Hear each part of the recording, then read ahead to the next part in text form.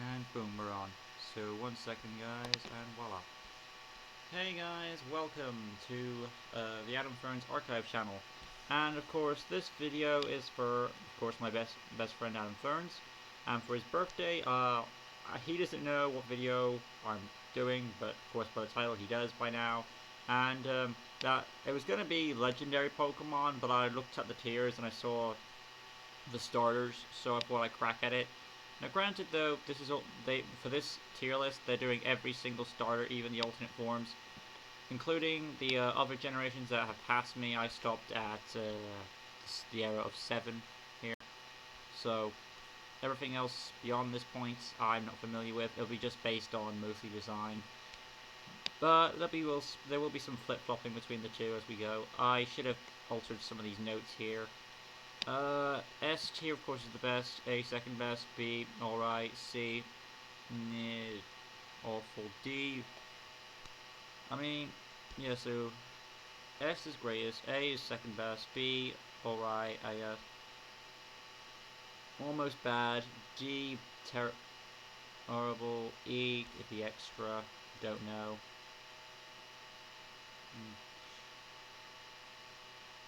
I could either put as don't know or maybe come back to design on that point. I'll just put a don't know for that. Okay, click. Haven't used. Okay, alright. So first on our list here we have Bulbasaur, which of course is also a meme Pokemon. I thought when I grabbed it would move. Oh god, there we go. I was worrying about that. So, Bulbasaur, great Pokemon. Of course he's iconic in the series, the anime series as well. For me, of course, being nostalgia, it would hold a special place in a lot of Gen 1 people's hearts. Where would I put this?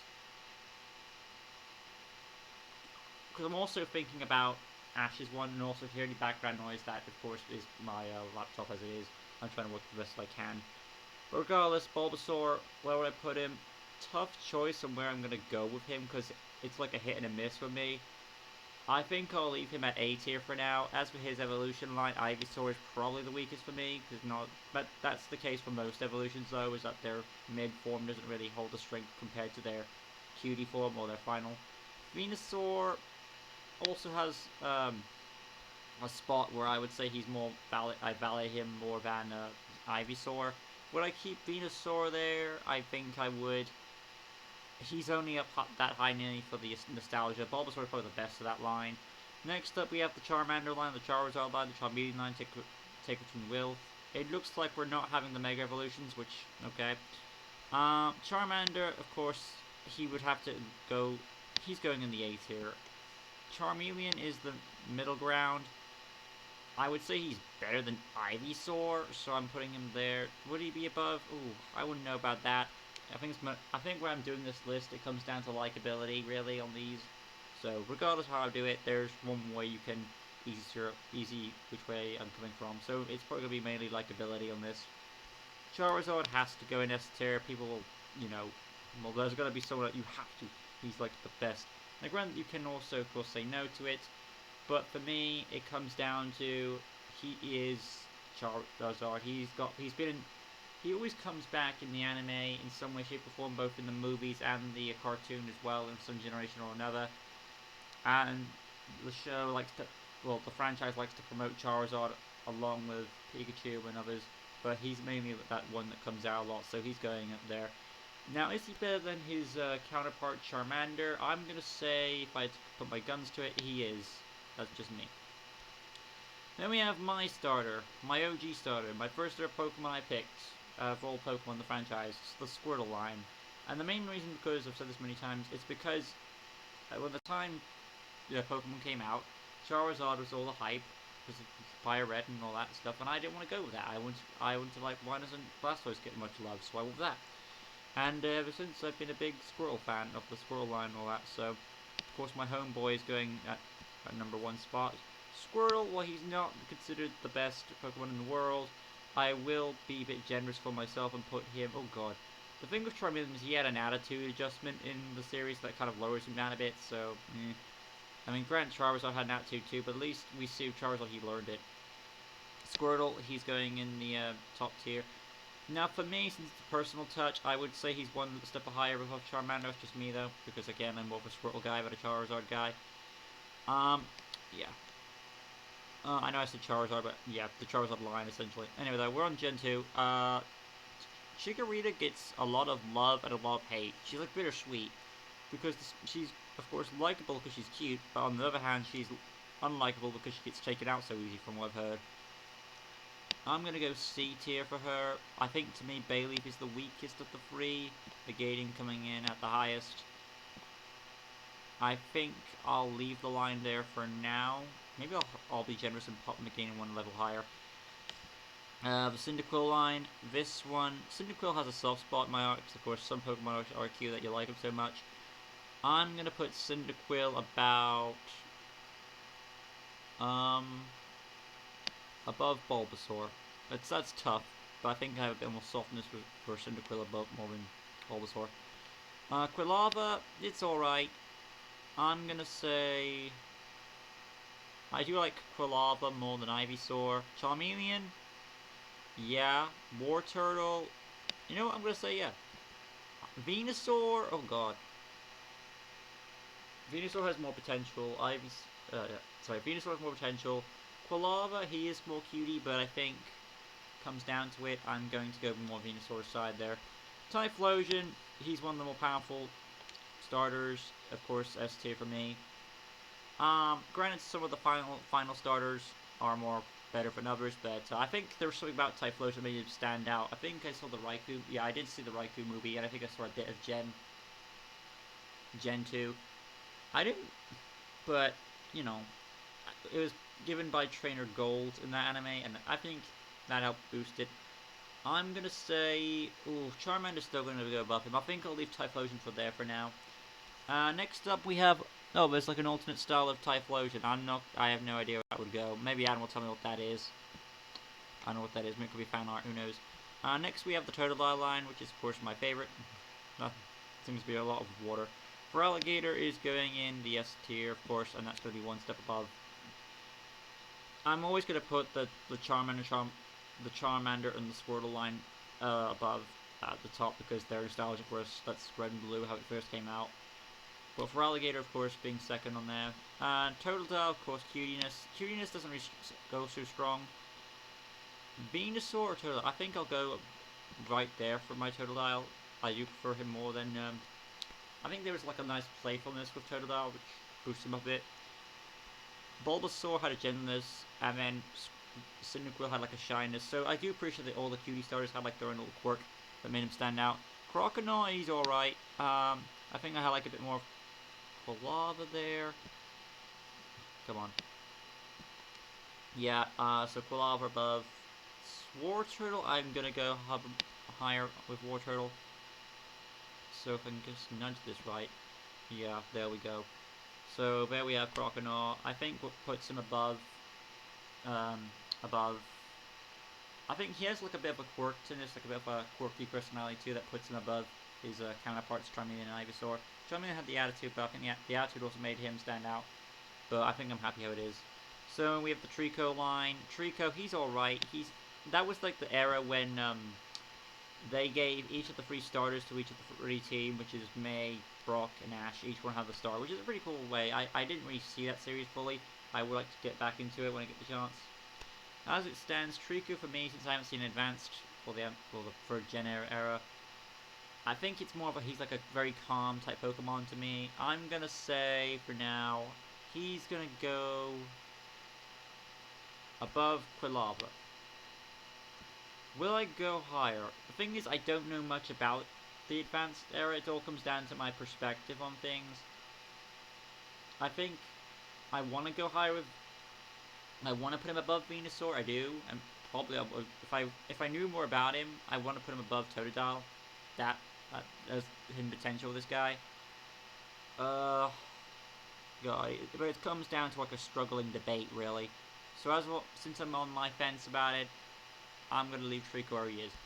Grovyle has a bit of a... I did see the arc. I did see a few episodes of Advanced. I did remember seeing the the episodes where Grovyle had a thing for Tropius? I forgot. No, it wasn't Tropius. Was it Tropius? It was no. Was it Meganium? Oh, I forget which one it was. I think it was it was a Megan. No. It was either a Tropius or Meganium.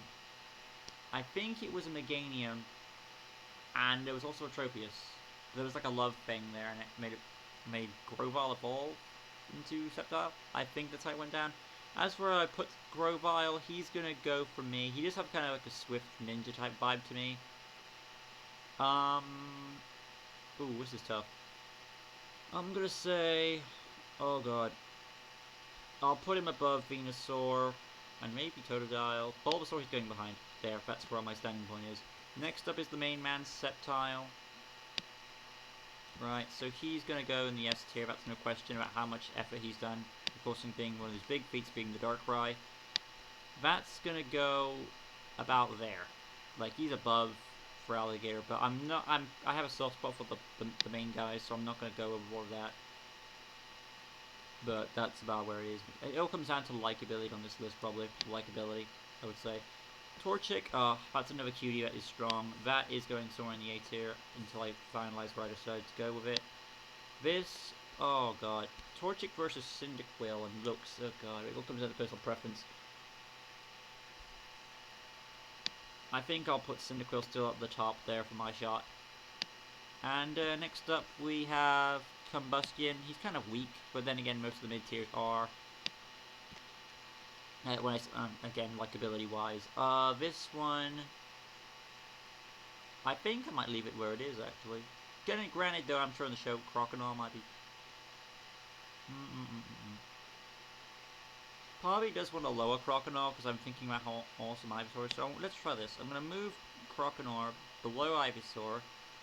Combustion, I'm gonna put somewhere about there. I think like he had more potential than Charmeleon did, so that's where I'll put it. Next, of course, is the homeboy Blaziken, which of course is a very strong Pokemon, going in the S tier, and about his potential. Of course, Adam showed me that in the games, where that Blaziken did a lot of speed on it.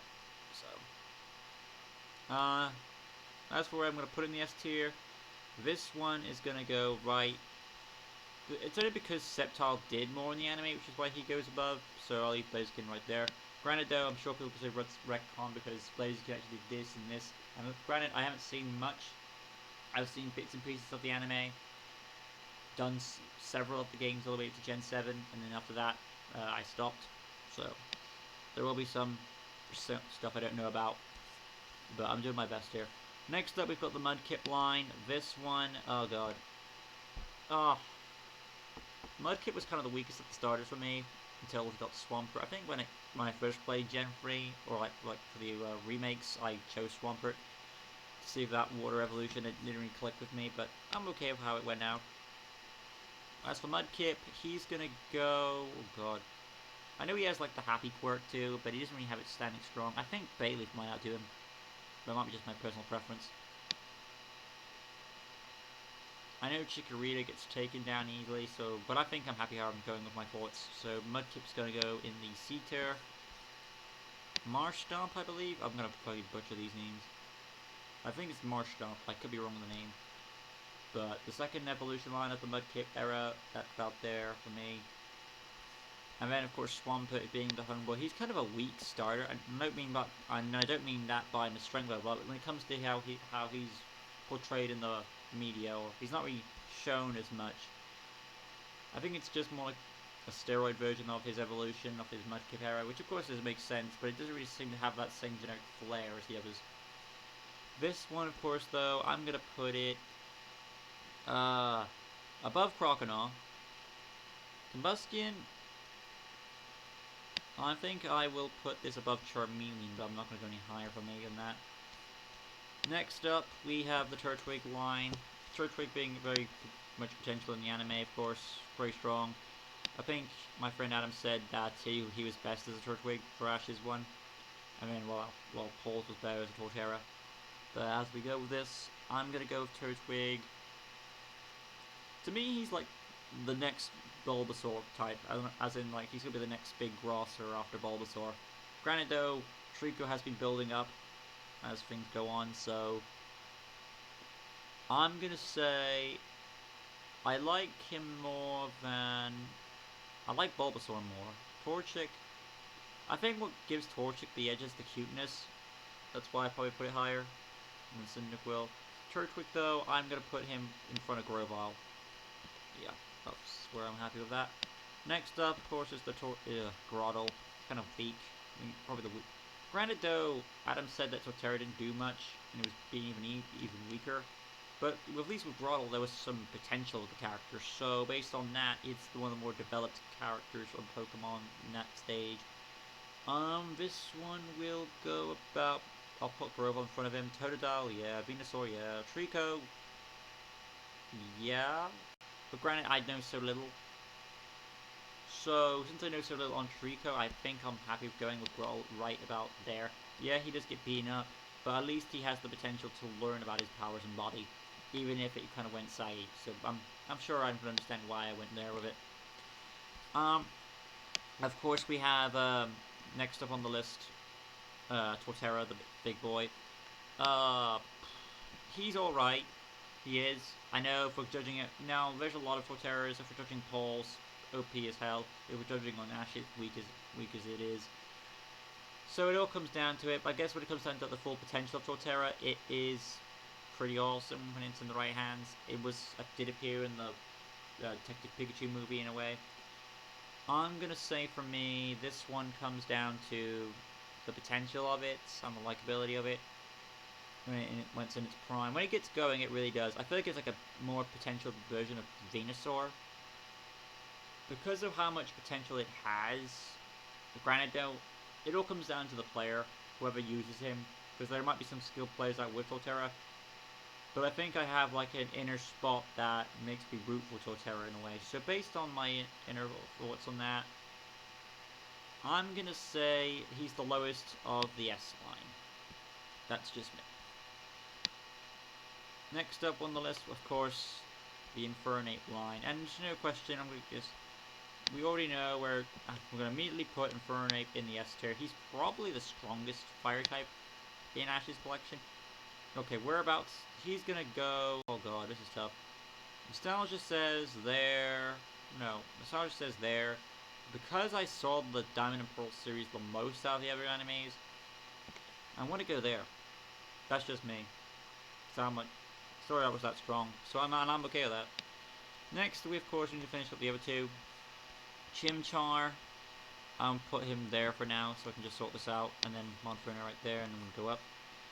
Alright, so Chimchar, he had the most struggles. Monferno didn't really get much because, well, that's how the mid-tier goes, but he still had a great opening appearance.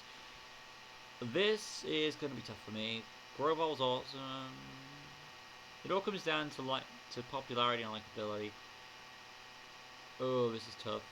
It is tough for me. But I had to go with my gut here.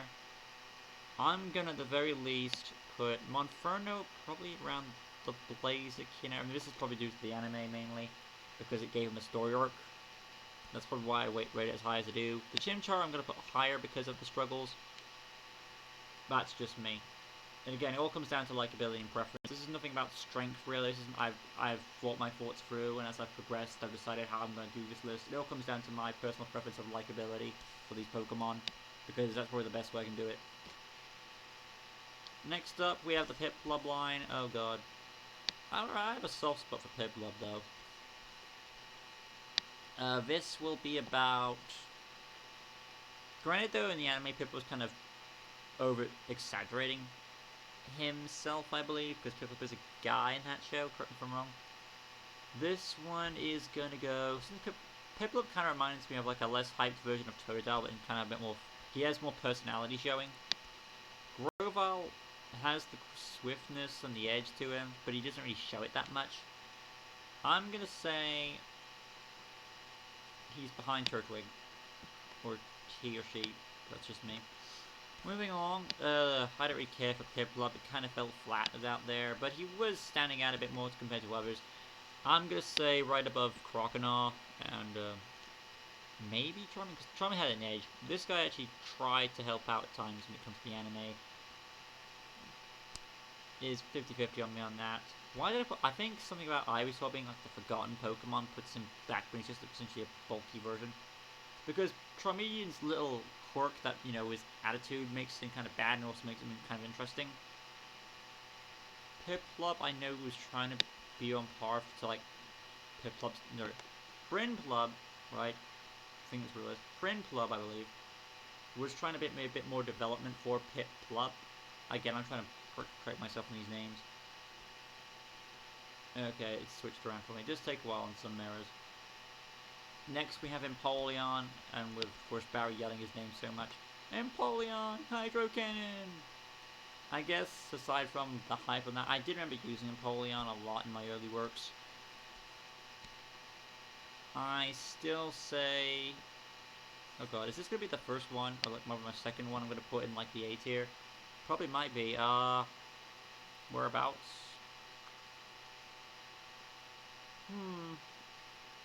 This is going to be about thoughts now. I'm going to say behind Venusaur. Do I like him more than Swampert? I would say so. I think it comes down to strength here more than Grottle does, so I think I'm happy where it is with Empoleon. Next up, Snivy. I love the Snivy line too. There's a lot of good nostalgia here for me with seeing these Pokemon again. Snivy has a good sense of attitude, both with the Trips version and Ash's. I do have a soft quirk for Snivy, so for me, because I have a soft quirk for Snivy, I'm probably going to go in the S tier lowest for me. She might be my go-to when it comes to, like, aside from nostalgia and like the strong efforts of the Chimchar, she might be the best. Who knows when it comes to the early starters. So, Servine, and that's Superior. Because again, it's been a while since I did Pokemon. Servine, you're gonna go... again, if I butcher these names anyway, guys, I apologize. Servine, I'm gonna say you're about above Wartortle for me. Then we have Superior, S tier, going up. And this will be about... I think... Oh, this is tough. I like Snivy more. Superior had... Superior had power. Snivy had more of a personality showing. For me, this will come down to... I think I'm happy how it is. So I'll leave it like that for now. Next up, right, Tepig. Tepig had potential. He had more bit of a quirk to him. Emboar, I know he was shown in the anime too, but he didn't really stand out to me. And then, of course, Emboar, I know, to me, well, to Adam anyway, he's like the weakest. Well, one of the more worst starters out there, but I think I remember using him in my first run of Pokemon Black and White.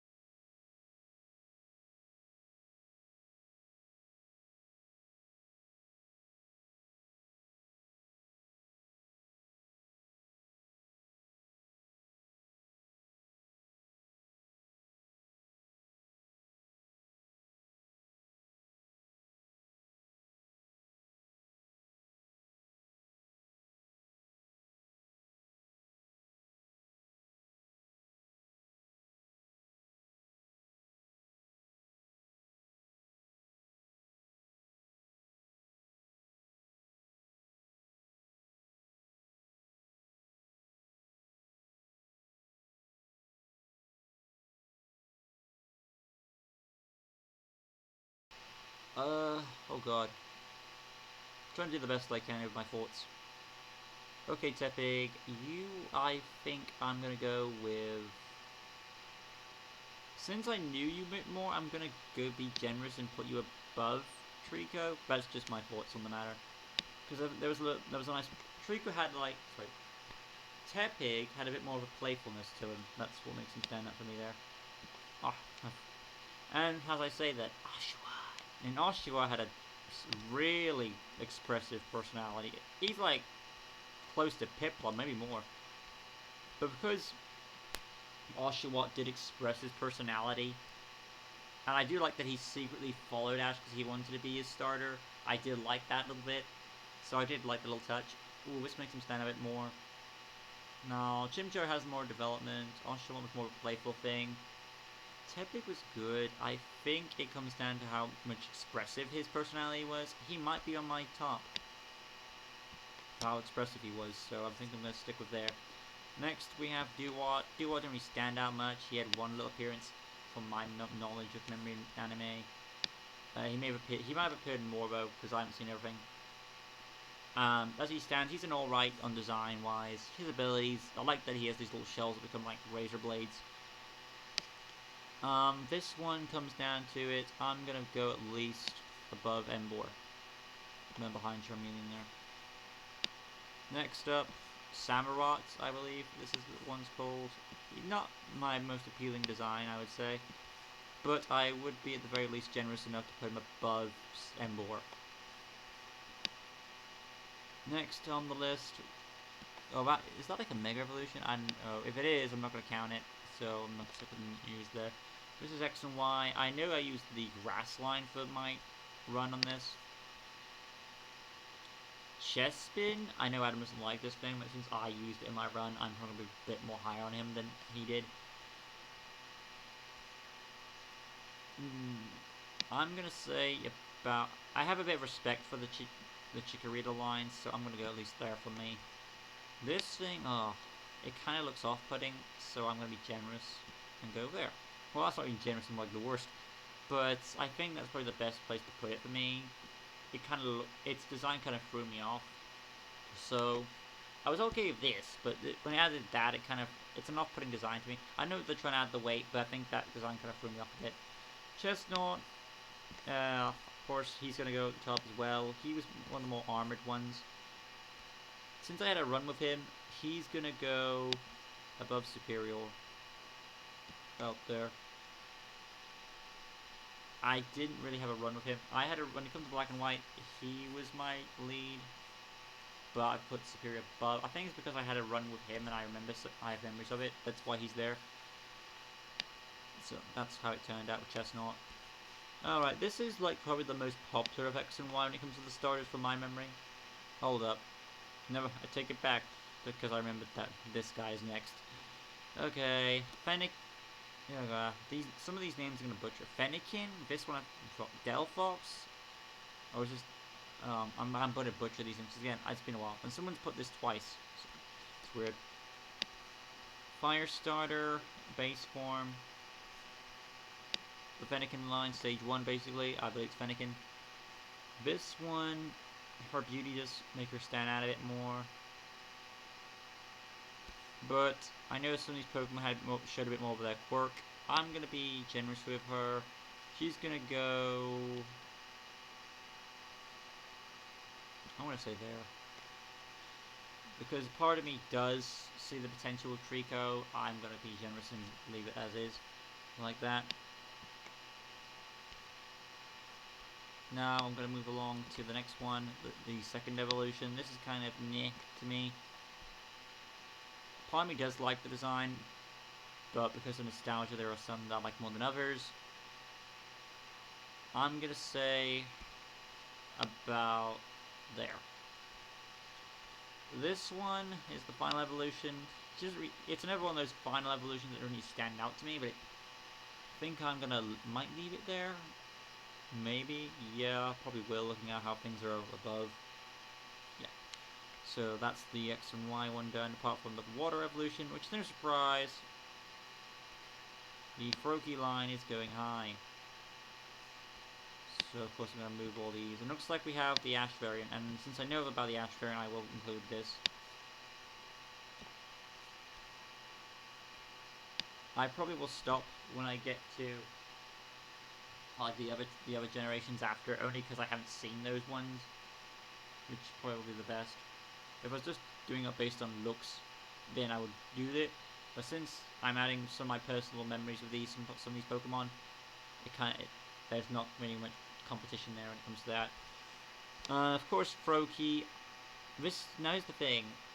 This is X and Y, right? Yeah, I have seen bits and pieces of X and Y. I have not seen the show completely. I have not. But from what I've heard, Froakie, the Ash and Froakie relationship is very close. Nearly on par with Pikachu, probably above, who knows. And I do want to see it because I want to know what the deal is and why their bond was so strong.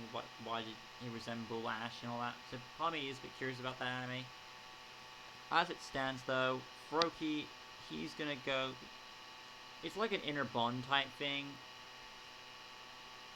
I'm gonna be generous with him since I don't know much about him. It's like Trico. He has potential, but I don't know much about him. I want to put him high. The thing is, I only from a guy who only knows so little about it. It is what it is. I'll show you how to play for this. Cynical has cutiness, so does Torchic, a bit more so. I'm gonna be the best as I can with this guy, and I'm gonna go with somewhere in the A tier. This is tough because I'm also thinking Bulbasaur. If I'm really being honest, the very best I can do is I'm gonna put him behind Bulbasaur. And that's tough to figure out where I'm going to go with him. But it all comes down to how much I know and the games and all that. So I think I'm happy where it is for Froakie. Okay, if this is the weakest one of the Froakie line, no surprise. The very least I can do is go with above Swampert. And of course Greninja's S tier, no question about it, along with the Ash variation. This one comes down to... Now, I know how powerful this Greninja is when it comes to Adam's one, so I'm not going to second any thoughts on that. So, based on that, I'm going to put him right about... Oh god, I forgot that Chimchar thing, so at least I can do is go there. The reason why he's there is because, well, he beat a Darkrai in the anime, which helps stand out. He may have done more, but I haven't seen it. Granted, I know he exists and he fought the Charizard X and all that stuff, and he probably fought a lot more other cool stuff. But I think I'm probably saving that for the Ash variation. And when it comes to the Ash variation, I probably does want to be putting him up higher. The thing is, though, since I've only seen so little, it all comes down to my likability, and I'm going to stick with my guns on this, and I'm going to leave him right there. If I had watched the anime, I would probably put him higher. Probably. I can't say officially because, again, Adam can understand why I like the Chimchar story arc and all that stuff, because he does too. So it's not just about power in this, it's not. It's also about, you know, your experience with the characters. And because of my limited experience with Pokemon, that's how it is. So I'm sure I'm understanding that. But I think he's at the very least, I put him as high as I did. So. Right, I want to check this out. I think I've done them. Yeah, it's now for the final era stuff for me. Hello, you little sapling. Hello. And this is Decidueye. And there's the alternate form of Decidueye I'm not familiar with, so put that there. Alright, so these guys... This one stands out for me. Brent was the newest game, probably. Let's go about there for him, for my preference. Decidueye is still the weakest. I'm going with... about there. And, of course, oh, that's not Decidueye. Well, part of the Decidueye's line, but the Decidueye himself, he's got the Archer motif, which boosts him a little bit.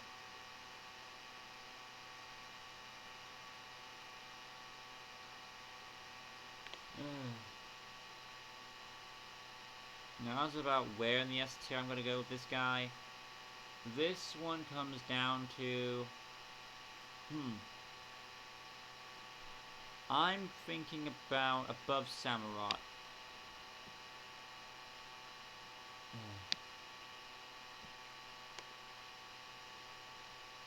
Oh boy.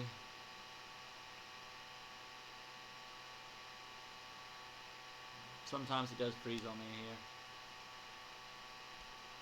Oh, is it moving now? Okay, there we go. I was wondering if it was frozen there. But I think that's where I'm satisfied with Decidueye. And I think we've done all the core ones here. So, the Megas are here. I didn't see them, they're at the bottom. So, and I still have to do these guys as well. Some of these are like from the other games. So, I'll just throw the ones that I know. Oh, I've got to do these two as well. So, I think what I'll do is I'll go and put some of these Pokemon in the D tier for now. The ones I know at least. I didn't know he was a starter. Okay. Well, I guess part of the storyline, but in the case, when you want to consider all the evolutions of the Avery line, I don't know. Mega Venusaur, Charizard X,